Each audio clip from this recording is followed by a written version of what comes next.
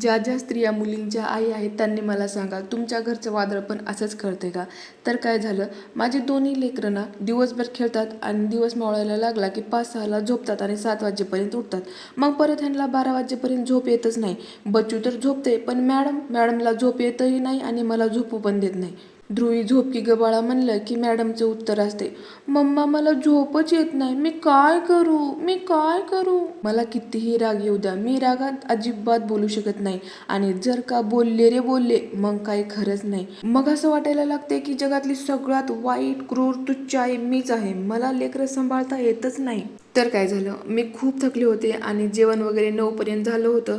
मग ध्रुवीचे पप्पा पण गेले. मग माझे भांडे वगैरे घासणं, किचन आवरून बच्चूला झोपवायला 11 वाजले. मला पण खूप झोप येत होती आणि मी झोपले पण.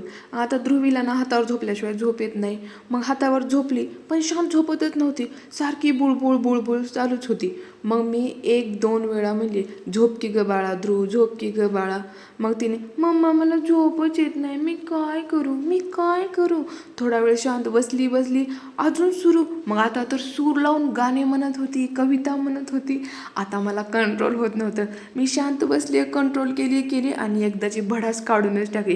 काय नाटकं करायलीस ग, झोपतीस का नाही गपचूप? उद्यापासून तू दुपारी झोप तर तुझी दाखवते म्हणजे. मला डोळा लागला. आता आवाज फुसफुस रडालेला येत होता, पण कुठून येत आहे समजत नव्हतं.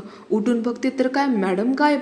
मॅडम कुठं? गॅलरीत बाहेर बसून दार बंद केलं आणि म्हणा, मला कोणीच नाही, माझं कोणी लाडच करत नाही देवा, मी काय करू. माझे पप्पा म्हणून रडत होते. हे किस्सा लय मोठा आहे, बाकीचं पार्ट 2 मध्ये सांगते. आता जर सांगायला बसले तर व्हिडिओ खूप मोठा होईल.